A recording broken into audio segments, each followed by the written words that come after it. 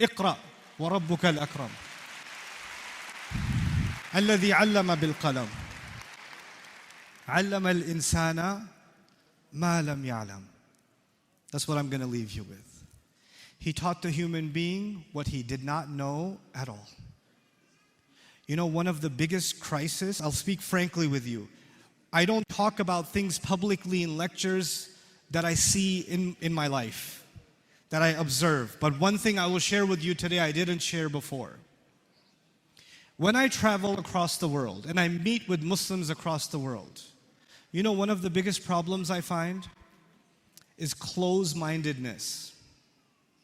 Close-mindedness. Everybody is happy with what they have.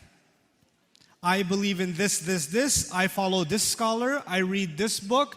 This is the right way. Everybody else is wrong. The other one says, oh, those guys, they're crazy. I follow this scholar. I watch these videos. I listen to this and this and this. Everybody else, I don't know. They just really want to go to hell. Everybody's close-minded. They're so convinced that they're right. They're so convinced that they're absolutely right.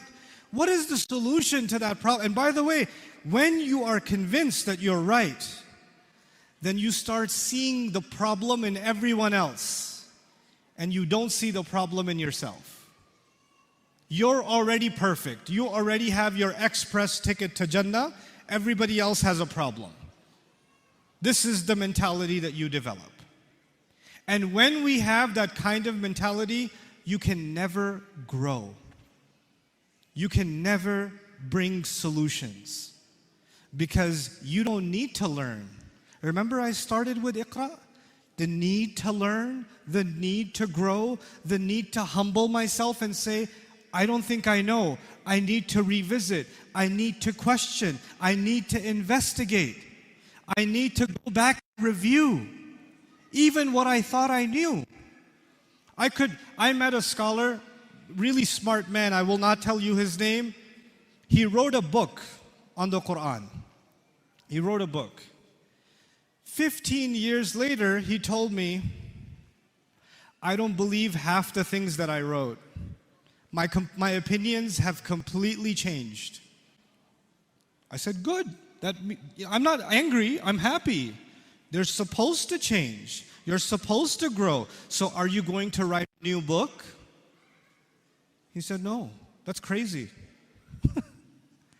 Why is that crazy? Well, because then people will hate me.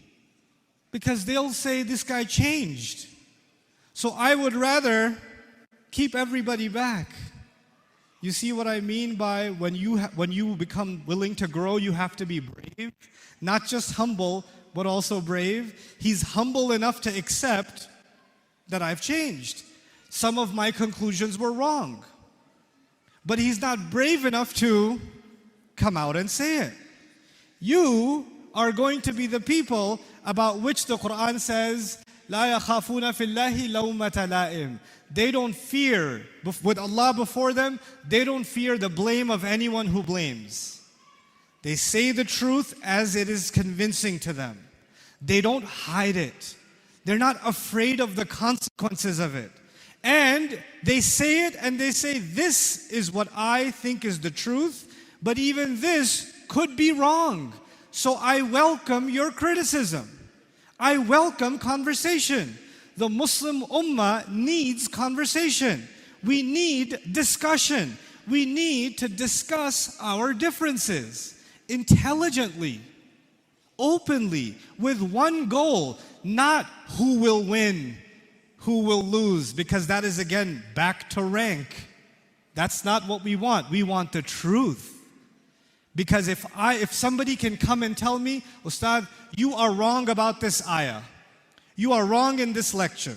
Here is why you are wrong. And they prove to me that I am wrong. Then they have done me a favor. They did not insult me. And I say, man, I hate this guy. He proved that I'm wrong.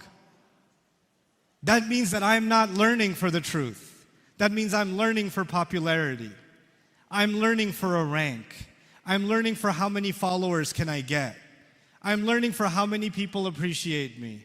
And if I just come out and say, hey guys, I said this, I was wrong. Now I know better. I'm going to correct myself. And I'm going to keep on learning. And even this is where I have right now. Maybe next year, I'll learn some more and I'll grow.